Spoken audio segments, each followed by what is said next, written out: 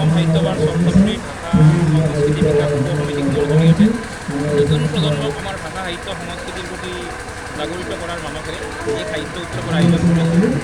যে আমি সদায় এটা কথাত বিশ্বাসী যে আমি সকলো জাতি ধৰ্ম বৰ্ণ ভাষা নিৰ্বিশেষে আমি প্ৰত্যেকেই এই ভাষাটো বঢ়োৱাতেই বৃহত্তৰ অসমীয়া জাতি গঠনৰ যি প্ৰয়াস সেই প্ৰয়াসক আমি আগবঢ়াই লৈ গৈ আছোঁ।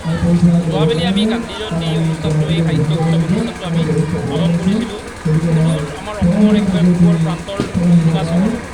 আৰু তেতিয়া আমি ধাৰণা কৰিছিলোঁ যে আমাৰ কাৰ্যকালৰ পৰৱৰ্তী এই কাৰ্যসূচী আমি অসমৰ একেবাৰে পশ্চিম প্ৰান্তত আমি অনুষ্ঠিত কৰিম। আৰু সেই মৰ্মে আমি এই দক্ষিণ শালমাৰা অঞ্চলৰ এই আহিৰিকাতাত আমি এই অনুষ্ঠানটো অনুষ্ঠিত কৰিলোঁ। এই অনুষ্ঠানটো অনুষ্ঠিতকৰণৰ ক্ষেত্ৰত আমাৰ অসম সাহিত্য সভাৰ চৰচাপৰি ভাষা সংস্কৃতি বিকাশ যুৱ সমিতিৰ কাৰ্যকৰী সভাপতি খাদেম আলী ডাঙৰীয়া, আমাৰ অসম সাহিত্য সভাৰ কাৰ্যনিৰ্বাহক সদস্য আব্দুৰ ৰহমান ডাঙৰীয়া যথেষ্ট কষ্ট কৰি অতি কম সময়ৰ ভিতৰত এটা সুন্দৰ অনুষ্ঠান ৰূপায়ণ কৰিলে।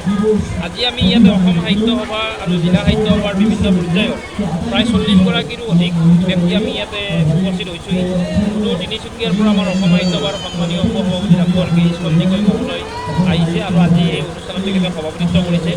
আমি এটা বাৰ্তাই দিছোঁ যে যেনেকৈ জাতিৰ পিতা মহাত্মা গান্ধীয়ে এখন বহল দৃষ্টিভংগীৰে বহল আমাৰ জাতীয় জীৱন এটা গঢ়াৰ যিটো প্ৰয়াস কৰিছিল, সকলো সংকীৰ্ণতা পৰিহাৰ কৰি জাতি ধৰ্ম বৰ্ণ ভাষা নিৰ্বিশেষে সকলোকে লৈ এক মানৱ সমাজ গঢ়াৰ যি প্ৰয়াস কৰিছিল, এই প্ৰয়াস আমি অসম সাহিত্য সভাই আমি প্ৰতিটো ক্ষেত্ৰত আমি কৈ আহিছোঁ। আৰু আমি অনুভৱ কৰোঁ যে অসম সাহিত্য সভাৰ এগৰাকী সদস্য হোৱা মানে তেওঁ নিজে যথেষ্ট গৌৰৱ কৰিব পাৰে। কাৰণ অসম সাহিত্য সভা এনেকুৱা এটা সংগঠন যাৰ কোনো নিজস্ব যাৰ কোনো সীমাবদ্ধতা নাই, যিটো অনুষ্ঠানে সকলোকে লৈ সমভাৱে আগবাঢ়ে। গতিকে আমাৰ মাজত বিভিন্ন প্ৰত্যাহ্বান আছে, ভাষাৰ সমস্যা আছে, আমাৰ বিভিন্ন সমস্যা আছে। এই সকলো সমস্যা আমি আঁতৰাব লাগিব আৰু সেইকাৰণে নতুনক আমি আগবঢ়াই লৈ যোৱাৰ আমি প্ৰয়াস কৰিছোঁ। আৰু এই নতুনক আগবঢ়াই লৈ যোৱাৰ কাৰণে এই যিটো সাহিত্যৰ অনুষ্ঠানৰ জৰিয়তে আমি তেখেতসকলক উজ্জীৱিত কৰাৰ প্ৰয়াস কৰিছোঁ।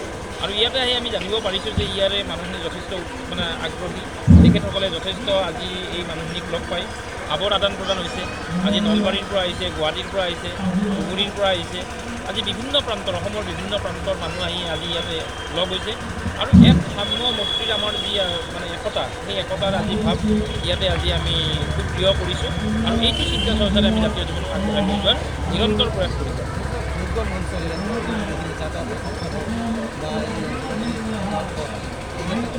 অতি দুৰ্গম, কিন্তু এই দুৰ্গমতাটো আজিও কিয় দূৰ নহ'ল সেইটো এটা অতি প্ৰশ্নবোধক চিন। কাৰণ মই ইয়াৰ আগতেও ইয়াতে বহুতবাৰ আহিছোঁ, মানকাছাৰলৈ আহিছোঁ, হাতীমাৰীলৈ আহিছোঁ। ইয়াত বিপদসংকুল ঘটনা, নদীয়ে আহিলেও নাও দুৰ্ঘটনা হৈ বিভিন্ন মানুহৰ মৃত্যু ঘটিছে।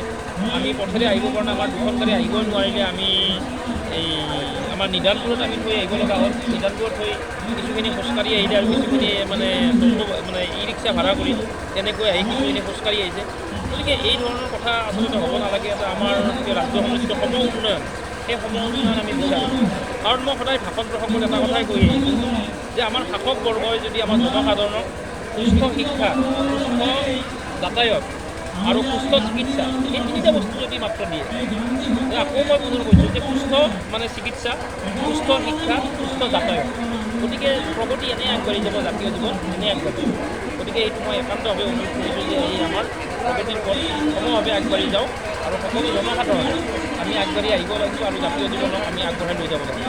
কিন্তু মই এইখিনিতে এটা কথা কৈছোঁ যে আমি সকলোৱে অসমীয়া বুলি আমি গৌৰৱ কৰিব লাগিব আৰু অসমীয়া ভাষাটো আমাৰ প্ৰত্যেকৰে ভাষা। আজি আমাৰ উপসভাপতি মহোদয়ে ভাষণ কৰিছে যে তেওঁ আহোম সম্প্ৰদায়ৰ, তেওঁৰ এটা নিজস্ব ভাষা আছে। মই নিজে ব্ৰাহ্মণ সম্প্ৰদায়, মোৰ নিজস্ব ভাষা আছে। ডাক্তৰ বিপিন কলিতাৰ এটা নিজস্ব ভাষা আছে। আজি বাণীকান্ত ৰাভা আহিছে, তেওঁৰ নিজস্ব ভাষা এটা আছে। কিন্তু আমাক কোনে বান্ধি ৰাখিছে? আমাক অসমীয়া ভাষাটোৱে একত্ৰিত কৰিব। এই অসমীয়া ভাষাটোৰ শ্ৰীবৃদ্ধিকৰণৰ ক্ষেত্ৰত আমি প্ৰত্যেকে সহযোগিতা কৰিব লাগিব আৰু এই জাতীয় জীৱনটোক আমি আগবঢ়াই লৈ যাব লাগিব। আমাৰ কৰ্মইহে আমাৰ প্ৰকৃত চিনাকি, সেই চিনাকিক আমি আগবঢ়াই লৈ যাব লাগিব। কিন্তু মহাত্মা গান্ধীয়ে কৈছিল কৰ্মই ধৰ্ম, গতিকে সেই ধৰ্মক আমি আগবঢ়াই লৈ যাব লাগিব।